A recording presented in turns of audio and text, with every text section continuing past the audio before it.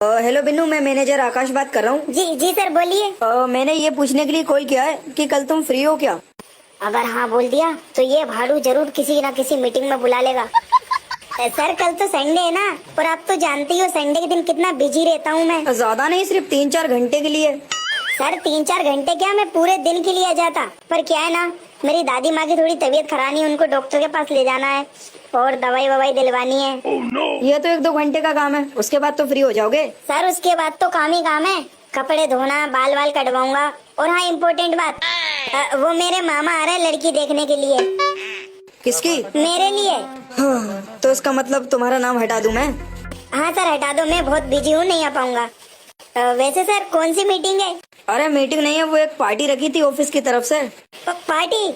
हाँ, और ऑफिस का सारा स्टाफ आ रहा है एंड बॉस भी। वहाँ पे सैलरी और बोनस के बारे में भी डिस्कशन होगा।